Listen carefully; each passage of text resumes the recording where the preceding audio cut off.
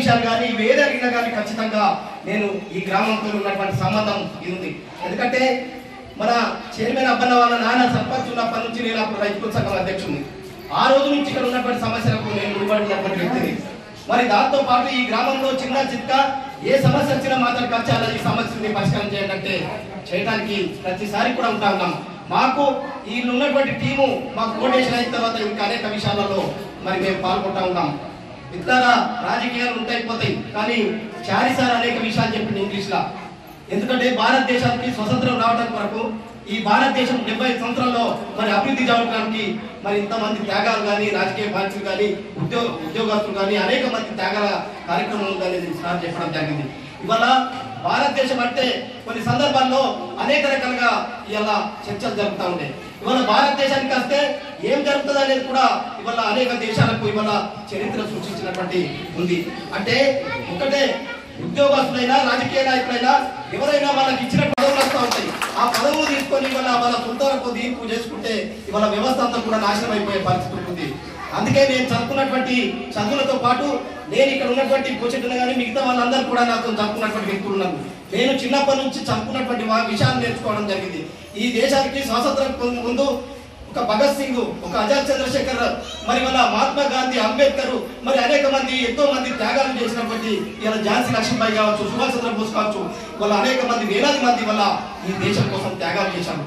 ఆ దేశం కోసం త్యాగాలు చేసినటువంటి వాళ్ళ చరిత్రను మనం తెలుసుకొని మనకు తెలిసినటువంటి 4 విషయాలు ఊరుకో పనిచేయాలన్నది ఆలోచనతో నేను పనిచేస్తున్నా.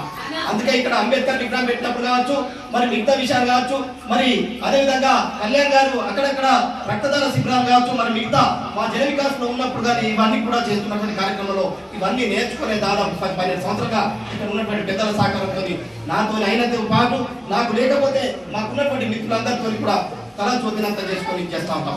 మొన్న కూడా సీనియర్ చెప్పి ఒక పని ఈ పెద్ద మనుషులు చెప్పారు, నాతో ఉన్నటువంటి పనికి ఇది చేస్తానని చేయడం అంటే ఇట్లాంటి సంబంధము ఈ అబ్బా పురుతులు ఉన్నది కాబట్టి ఇక్కడ ఉన్నటువంటి వాళ్ళందరూ కూడా నాకు ఎంకరేజ్ చేయడం కానీ ఇవన్నీ కూడా జరుగుతున్నాయి. అందుకే మిత్రులారా టైం బాగైంది. ఇవాళ మనం అందరం కూడా గ్రామాభివృద్ధితో పాటు పాఠశాలకు మరి ఉపయోగపడుతున్నటువంటి వ్యక్తులం. అందుకే ఇవాళ పాఠశాలలో ఉపాధ్యాయులు కూడా వాళ్ళందరూ కూడా బాధ్యతగా ఉన్నటువంటి వ్యక్తులుగా ఉపాధ్యాయులుగా వాళ్ళందరూ కూడా కనిపిస్తా ఉన్నారు. ఎందుకంటే చాలా దాంట్లో జెండాలు పెట్టడానికి ఇబ్బంది పడతాం, చాలా దాంట్లో జెండా ఎగరేయడానికి 10 రూపాయలు ఖర్చు పెట్టడానికి ఇబ్బంది పడతాం. ఎందుకంటే నేను విమర్శించడం కాదు, ఇవాళ మనం సంపాదించుకున్న దాంట్లో ₹1, ₹2 ఖర్చు పెడితే ఇంకా వేరే వాళ్ళు కూడా సహకరించడానికి కోరుకుంటారు. ఆ ఉద్దేశం ప్రతి ఒక్కరికి రావాలి. ఒక కష్టం చేసుకున్నా కానీ ఇంకో చేసినా కానీ ఆ రకంగా వచ్చినప్పుడే మనం ఉన్నటువంటి పరిస్థితి అంతా కూడా అభివృద్ధి జరుగుతుంది అనేది కూడా మనం ఆలోచించాలి. ఇవాళ రాజకీయాలు ఉంటాయిపోతాయి అన్న చెప్పినట్లు, కానీ మనకు ఉన్నటువంటి స్టాండర్డ్ కానీ మనకు ఉన్నటువంటి ఆలోచన కానీ మనకు ఉన్నటువంటి దాన్ని మనం ఇది చేయాల్సినటువంటి ఉంటుంది.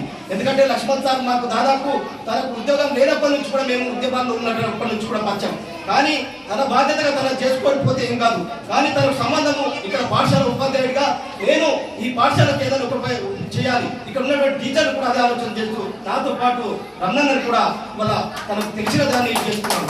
నాకు ఒకటే దాదాపు 2 నెలల ఏదైతే ప్రతిసారి మా జన వికాస్ సేవా సంస్థ ఆధ్వర్యంలో 10-12 సంవత్సరాలుగా నవీపేట మండలంలో 10వ తరగతి ప్రభుత్వ పాఠశాలలో చదువుకున్నటువంటి విద్యార్థులకు పరీక్ష బ్యాగ్లు ఇస్తున్నట్టే మన జన వికాస్ సేవా సంస్థ తరపునే 600 నుంచి 500-600 మంది విద్యార్థులకు దాదాపు 12 సంవత్సరాలు వేయిస్తా ఉన్నాను.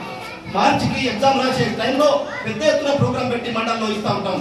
దాంట్లో బాగానే మరి అలా ఆలోచన ఉన్నటువంటి ఆ రోజులోనే లక్ష్మణ్ సార్ టచ్ చేసి మా పాఠశాలకి మనం చేయండి అని అంటే ఏం చేయాలంటే ఏదో ఒకటి చేయండి సార్ అని చెప్పి మొన్న మధ్యలో వచ్చిన తర్వాత అన్న మా పాఠశాల కలర్ ఏంటి అంటే ప్రభుత్వం ఉంది, ప్రభుత్వం ద్వారా కలర్ వేయించుకోండి. నేను విద్యార్థులకు ఉపయోగపడి పని చేస్తా, పేద విద్యార్థులకు మరి అన్ని రకాల ఉన్నటువంటి విద్యార్థులకు ఉపయోగపడి పని చేస్తా. ప్రభుత్వం కలర్ వేయించుకోండి, వీళ్ళకి ఏదైనా ఉపయోగపడితే నేను 10,000 దాకా అంటే మండలంలో రెగ్యులర్ చేస్తా కాబట్టి చిన్న స్కూళ్ళకు అన్నిటి ప్రతిష్టలు చేస్తా కాబట్టి మీ పాఠశాలకు ఏదైనా అవసరం ఉంటే నా ద్వారా చేస్తా అని చెప్పడం జరిగింది. దానికి తోడే ఇవాళ ఈ బ్యాగులు ఇస్తా ఉన్నాను. అందుకే మీ అందరూ ఏదో తక్కువ నేను ఎక్కువ కాదు, మీ ద్వారా కూడా నాకంటే ఎక్కువ ఉన్నటువంటి ఆర్థిక పరిస్థితి కానీ ఆలోచన అనేది రావాల్సినటువంటి అవసరం ఉంటుంది. మీ అందరి దగ్గర అన్ని రకాలు ఉన్నటువంటి వ్యక్తులు, మీ తాట అన్ని రకాలుగా మరి మన పరిజ్ఞానం ఉన్నటువంటి వ్యక్తులు, ఈ సమాజానికి మీరు కూడా ఏదో ఒకటి చేస్తున్నటువంటి వ్యక్తులు. కాబట్టి దయచేసి మన పాఠశాలకు బయట వాళ్ళకి లేకపోయినా మన పాఠశాలకు మన ఊర్లో ఏదో మంచి చెడు ఉన్నప్పుడు మీరందరూ సహకరించాలని కోరుతున్నాం. ఎందుకంటే ఇక్కడ ఉన్నటువంటి వాతావరణం చూసిన తర్వాత ఇంకా మనకు ఆలోచనలు అనేక రకాలు.